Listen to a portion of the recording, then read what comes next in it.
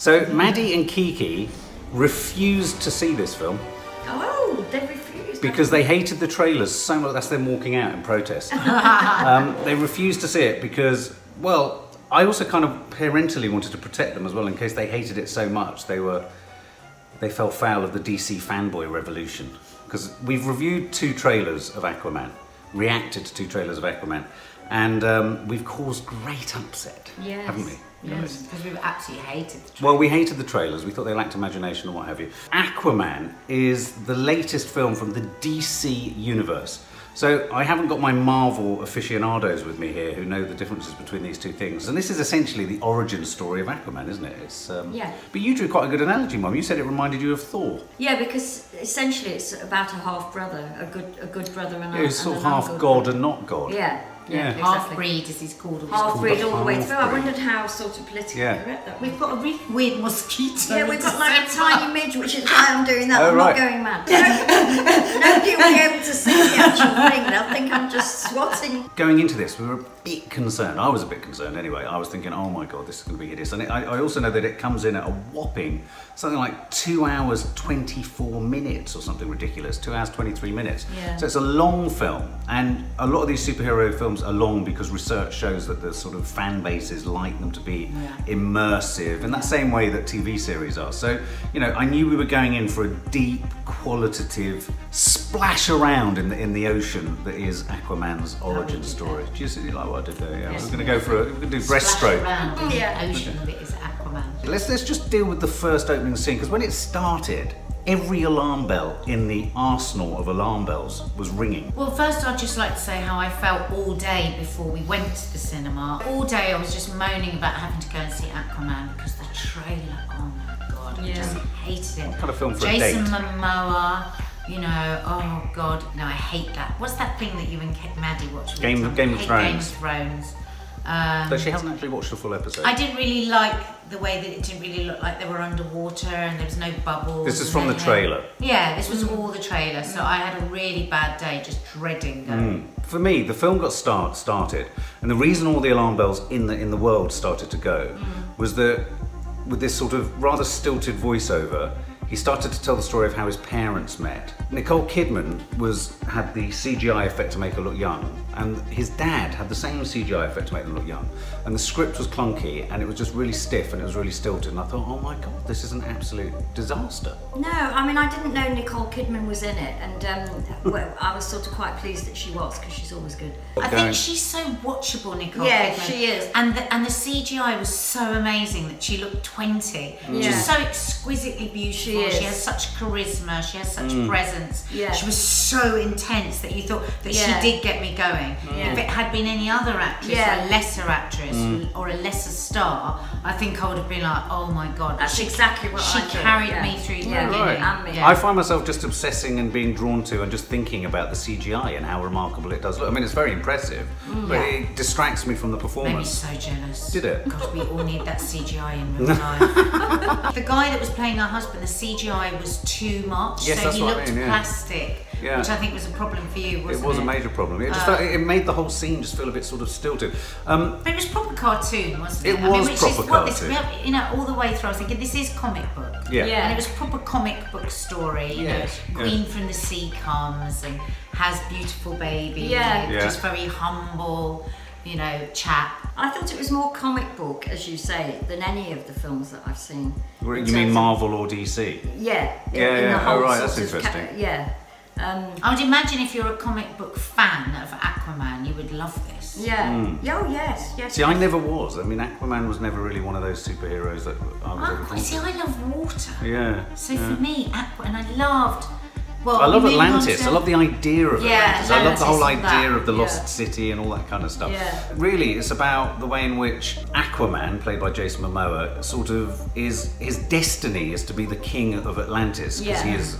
Although he's the half-breed, he was the eldest. That's right, wasn't he? He was the eldest. So yes, because she then went back to the sea. Yeah, that's right. Save him. She went back to the sea. The assumption is that she's been killed as well. Yeah. Well, it's not the assumption, we've been told she's been told killed. She's been sent to the She, against her will, is wrenched from his father, and then he, against his will, Jason Momoa, is dragged into, well, I've got to be king of the ocean, I've got to be the ocean master. And the reason for this is he has a sort of tutor. He has a tutor, a sort of master Jedi. Who comes from Atlantis Yeah. onto land from a small boy and begins to train him for a small boy for his destiny, which is to and I felt that overthrow his absolutely. brother. One of the things I really liked in this film, I'm a big Willem Dafoe fan, and I think we all are. yeah, I was gagging for more from Willem Dafoe because you just feel he can invest so much meaning, well, like you felt with Nicole Kidman, into the most ridiculous of scripts. But I thought his relationship with the young Aquaman was good because it reminded me of Star Wars. It was that sort of Jedi Knight type sort of thing. What did you think of his Aquaman's half brother, the full son of Nicole Kidman and the I King? thought it was really powerful. I think he's the actor out of Fargo, isn't he? He is. He's in Fargo. Patrick Wilson. He plays the he plays sheriff. the cop. Yeah. Oh yes. I thought he was really good. Really good. I bought into him. He was utterly committed to the script. He went for it 100%. He did. He was so believable in it. Very good actor. He's a very good actor. And very hard, because I think with this film, almost more than the Marvel films really, and one of the things we were hammering this film for was its over-reliance in the trailers on an extremely, almost saccharine, bright CGI sort of. And I think Maddie or Kiki or someone suggested maybe that's because if you go underwater and you think of the the reefs and coral reefs and all that, it is that colour. When I stopped my sort of prejudice of thinking, oh god, this is all so bright, it was actually very beautiful to look at. I actually loved the Atlantis and I loved the CGI. I really did. And I thought, again, it made me realise how powerful Patrick Wilson was, because most of his scenes were in these incredibly sort of ornate underwater scenes. And he was giving it some real sort of... Welly. Giving and it some real Amber welly. Heard, Johnny Depp's ex. She was just so beautiful, that amazing outfit with the floating sort of jellyfish that gave her this collar. To me, it was very watchable. It was aesthetically pleasing. I didn't like his acting. Did you not? Patrick Wilson? Not, why not? Tell us. But it was more to do with less his acting than the fact that it was all done underwater. Right. And although this sounds a ridiculous thing to say about Aquaman, I just found all the underwater scenes really unconvincing. Oh, right. And, was that because they had no bubbles? Well, it wasn't just that they had no bubbles. A bit of hair would move and then they'd all put their hair up so they didn't have to think about that. And just the whole thing did not look like... To me, it just didn't look real. And it looked pretty in parts, but it didn't look like... They were underwater. No. I mean, I must admit, I think one of my criticisms of the film, if they had cut 20 minutes off, there was an over-reliance on this incredibly... I mean, you can't fault the skill and workmanship that's gone into the rendering and etc, etc. And you can't fault, in a sense, the extraordinary task of acting within this, because they're all in a green room, but I did feel at times it was just so overbearing that you lost any of that immediate sort of tactile, physical, oh, this is in the real world. So, for example, the scene that I really liked in the film, because it was in the real world, was the sort of fight and chase scene in the Sicilian village, town, where there was the old woman in the house and there was the bell. That, didn't it? That was like the key bit. And I liked that. That sort of reminded me almost of the best of things like Raiders of the Lost Ark. But essentially, that wasn't underwater. No, exactly. That's what I'm saying. I see what you're saying. I mean, when you think that the film started and they more or less go straight onto a submarine, or I mean, they go into areas where they don't have that background, and presumably that's because it's very expensive. I've no idea. Absolutely. I mean, you need things out of water. But I felt in the end that there was a sense of relief when they moved out of the water. I mean, the thing is, in the trailer, I was really annoyed with the water, but in the film, I actually went with it, and I loved the underwater stuff. Oh yeah, I did.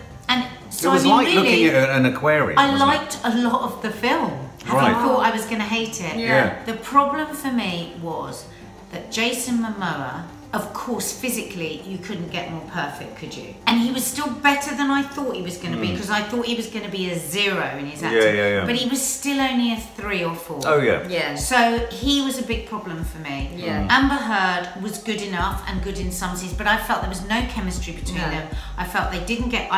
whether I'm right or wrong, I don't know, but it just felt that they probably didn't like each other on the set. Yeah, maybe. And I know their characters were a bit sort of supposed to be brusque with each other. Yeah. But there was a lack of chemistry. Absolutely. And there was a lack of.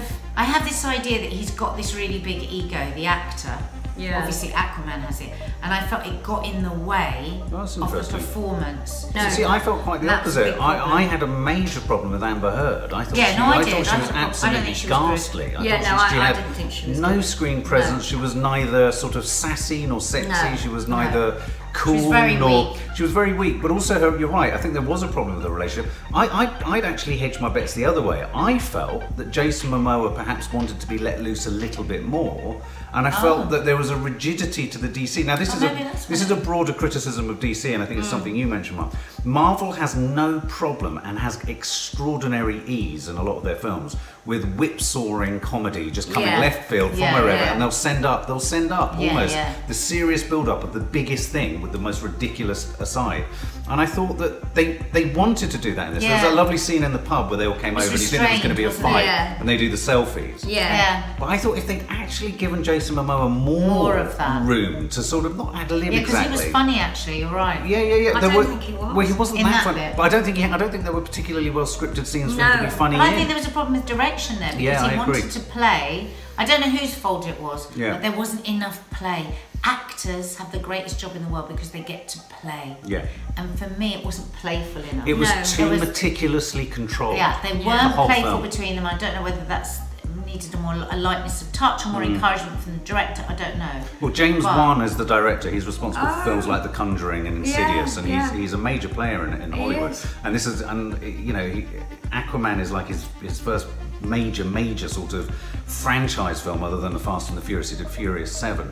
But I felt that it was almost like DC for me, and the way this was executed was like the OCD version, we should call it the ODC approach to superheroes. It's so meticulous. There's no room to kind of have a little bit of a wriggle laugh here. Whereas Marvel is like a badly cut suit, which it's kind of cool, but you're kind of like, oh shit, they don't really care. They really don't really care. You wouldn't like Deadpool, I don't know whether that's DC, MC. Well, that's Marvel. That's Marvel. Oh, that's Marvel. You know, Deadpool, Guardians of the Galaxy, Ant-Man. Now this isn't a DC. It lacked coolness. It did lack coolness. The coolness that Deadpool and these other ones. Or Thor, to go back to the sort of the half-brother thing. I mean, if you think that was a comedy, throwaway comedy lines, which were all good. All good. There was none of that in this. I felt like there was the odd comic line that was strained at and then wasn't funny. I felt because it wasn't written. He's not got comedy. He's not got comedy. He's not got comedy bones. No, I agree. I agree. But even that stiffness in an actor can be helped if you've got a script that allows you to kind of go off piste a bit more. There wasn't a lot of writing. There wasn't a lot of writing. There wasn't a lot of writing. What about the lovely subplot, which in the trailer you got a lot of hostility for describing Black Manta as a teenage mutant turtle? What I do love about a lot of these films is where they have two plots kind of running alongside each other. Because my sense is that Black Manta, what happened to him in the end? Black Manta is going to come back in the next Aquaman. I think they must. Are they notorious sort of arch sort of rivals and nemesis of each other?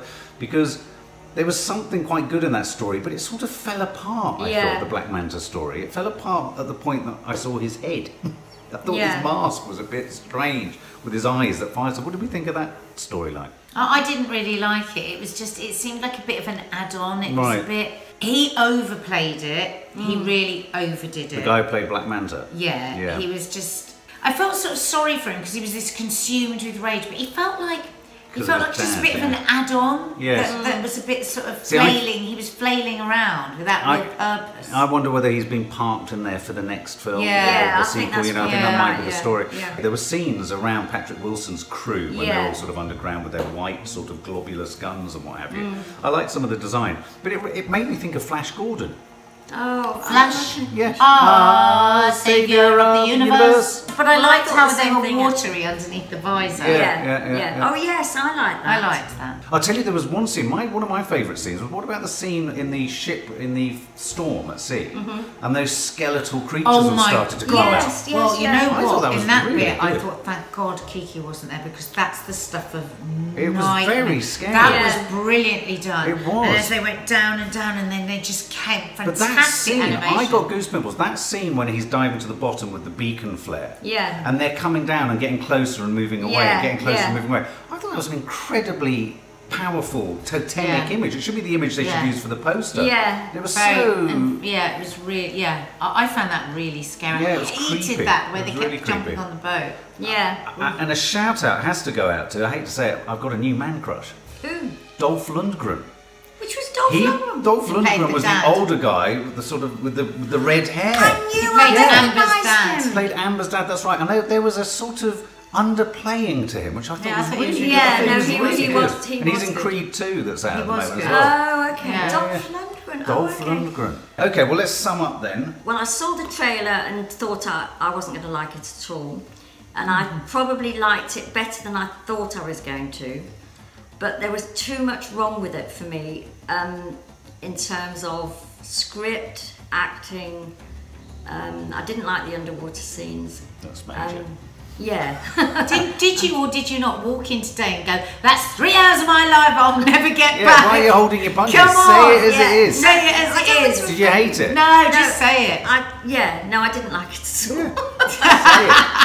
I mean, occasionally it pricked my interest. There'd be Yeah. something. Yeah. I mean, do you remember the moment with the shark in the beginning when the shark hit the thing? Oh, There'd be yes, moments yes, of yes, sort of like yes. me jumping, which Yeah. I always like. Yeah. But they were so few and far between. And then this sort of it was too long. It was. And the extended sort of scenes of fighting where I wasn't even quite sure who was fighting who. Yeah, yeah. I mean, the only way those, I mean, because But there's obviously this is octopus playing Oh, the drums octopus at one playing. point. I mean, is this supposed That to was be straight funny? out of The Little Mermaid. The guy next to me did roar with laughter at that. Yeah, they roared with laughter behind me.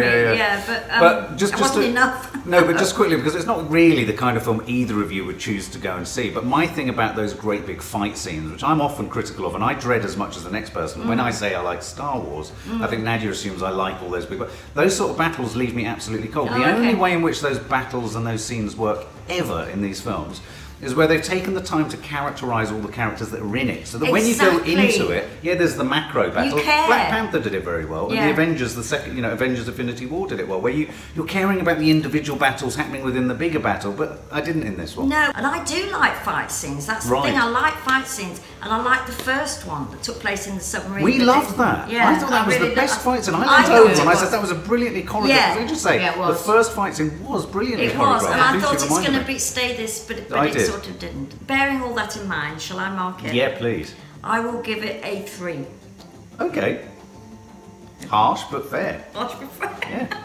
I have tried many DC films. I tried Wonder Woman, I tried Justice League, Superman and Batman, and I just haven't got to grips with them. Suicide Squad is the one that I've got the most to grips with.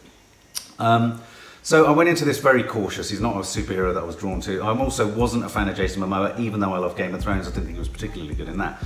All of that said, it wasn't as bad as I thought it was going to be. I thought it was too long. I thought some of the scenes were really well done. I mean, like that fight scene at the beginning. But I think, like you, I preferred it whenever it was away from all the CGI. I mean, the CGI was marvellous, but it was so rich, it made you feel a bit sort of pigged out. Of it. You were just like, oh God, I can't take any more in. Your eyes were just sort of like desperate for a rest. I thought it was the direction. I was disappointed with Amber Heard.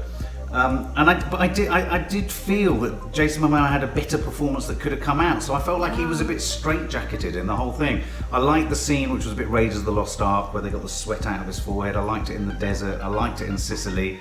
But I think that what I'm realising is I liked all the scenes out of water too. Yeah. So I agree. I thought Patrick Wilson was very good though. So usually when you go to that villain character, you're a bit like, oh God, here we go, it's another bit of campness, and yeah, right, move on. But I thought he was actually, I was with you, I thought he was quite rich. It was infinitely better than The Meg, which was one of my worst films of the year. Yes. I would give this, I'm surprisingly going to give this a 5 out of 10, and I would say that I do think DC is turning an enormous corner with this juggernaut where it's wanting to do battle with Marvel. And I think we could see in the next 2 to 3 years a shift around where DC starts to kind of come into its own. There were long scenes and I was a little bit bored, but I'd give it a 5 out of 10. So as I said, I was expecting to have the worst evening out ever in the cinema, and that wasn't the case. There was lots that I quite liked. It was, as you both said, way too long. Yeah. Jason Momoa and Amber Heard should never be on screen again together. No. They don't work. I don't think she's a great talent. I don't think she's got anything particularly special. I don't. She looks kind of nice, she's pretty, But for me, imagine Scarlett Johansson playing that. Yeah. I know. You just kept thinking, where's Scarlett Johansson? Exactly. Yeah, I agree. I'm not a comic fan. I don't know all the history. I don't know about bubbles or not bubbles. You know, I come to these things cold. Yeah.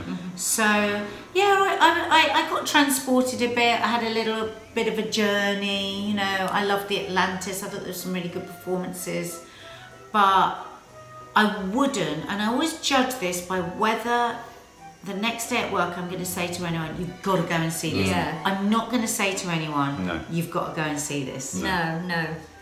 But it wasn't the worst night I've ever had in the cinema. No. But I think I would give it, I was expecting to give it a 1. Yes. But I think I would give it a 6. Oh, Because I think there was an awful amount, a huge amount of work that went into it. It's an incredible animation. I did get transported on a bit of a journey. I just think there was a problem with the casting. I agree. I think you're right. Yeah. I think so. And I also think there was a problem with how strict they were adhering to the. I think but that's because they had a cast.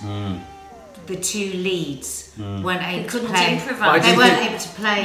Warner Brothers. One thing I would say is, with the DC films, don't be so slavishly attached to the source material. Feel bold enough to move off of it, because that's all I think Marvel are doing. They are not afraid to break a bit of a rule or bend the story from the comic books. And I think there's a little bit of tyrannical behaviour going on with maybe the DC fan base. But I think from judging from the opinions that we get under our films from the DC fans, they seem to be very particular, very particular. So maybe that's what the DC fans want. But you've got to be able to bring other people in as well. Yeah, it must be. Because it won't survive. No. It won't survive. Otherwise, it will just make a big splash on opening weekend, but it will then sink without a trace. Exactly, and then there won't be another one, guys. So come on.